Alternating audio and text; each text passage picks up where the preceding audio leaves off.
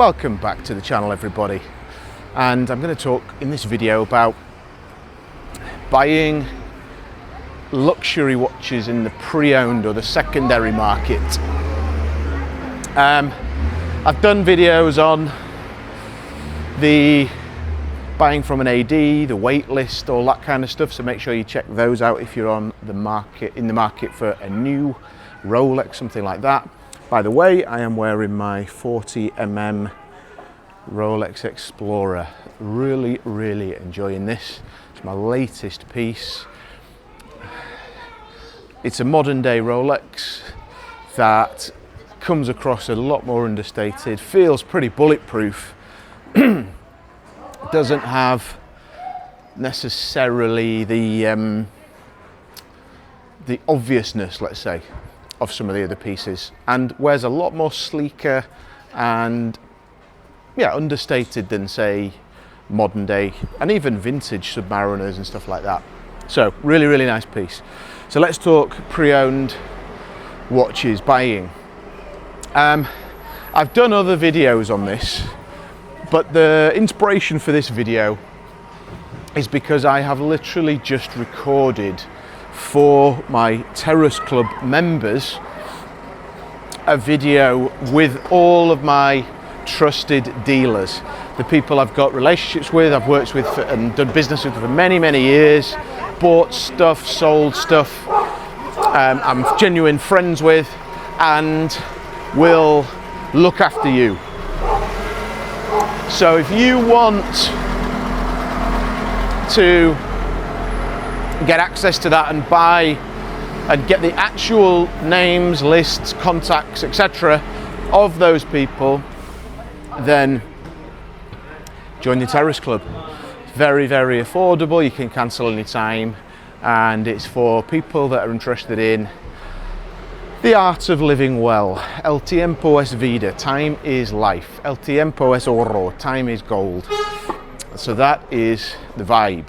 But the crux of buying from the pre-owned market is relationships. It really is. Knowing people, having trust, and at the end of the day, you've got to bank transfer somebody over 5, 10, 20, whatever the watch is retailing and selling for. You've got to have the confidence to press send on that size of transfer, which doesn't happen, in my opinion, overnight. And it also, for me, does not happen simply by watching, say, a YouTube video. That might put them on the radar to you, but it isn't going to create the level of trust necessarily that you need. And only you know that, because we're all different. So for me, it's about getting in the room, shaking hands, looking somebody in the eye, feeling, touching the watches, and also getting a fair price for what you want. And what I found, I think there is a bit of a correlation between the more well-known the watch dealer, let's say they're on YouTube, for example, or they spend a lot on branding and marketing. Actually, the lower the price you get for your stuff, and because they probably get lots of inquiries and they can afford to undercut people a bit more. If you build relationships with people, still making great money out of it, and they'll look after you a little bit more with your trade-ins, which is always useful, I find. So I can't sort of put any science behind that assertion about the correlation between how well known someone is and how low the trade-ins are going to be, but it makes logical sense that if somebody's getting flooded with inquiries, they don't need to pay the same as somebody else. The reality is, in particular in the Rolex market, the The market is very clear and transparent. Dealers know what they're going to pay. They know what they can get that watch for. Unless your watch is something a little bit different, then it's really quite clear. It's just how much that dealer wants your watch or wants your business, and that's worth creating that relationship for. So yeah, I think that's a really key point. Make relationships. I'm sorry, there's nothing more kind of like, here you go, do this and everything's great. Actually spend the time to build meaningful relationships. If you're trying to sell a piece that's a little bit more off the radar, like brands like a Lange & Söhne, or even certain Pateks, or just stuff that's a bit different, you've got to appreciate that that might stick on the shelf for a little bit. So lots of dealers will ask you to do consignment for those pieces because they don't have to shell out for it. But in reality, I've never done a consignment deal. It's not the way I like to work.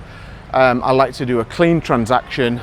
We're either buying it or not, and for me, that's the play.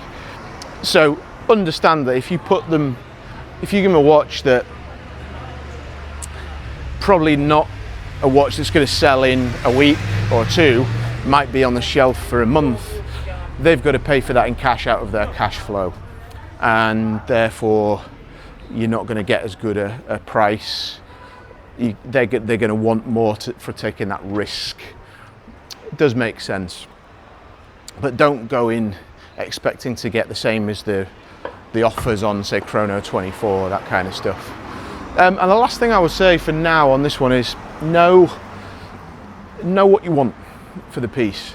Rather than going in with what's it worth, go and do a bit of research and come up with a number, and know that you're going to be happy with a certain number. You might even go in a touch higher, but be clear with what you want, because at the end of the day,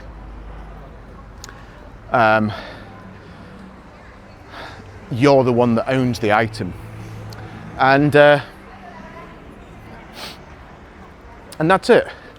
Buy safely, guys. Trust is so important here.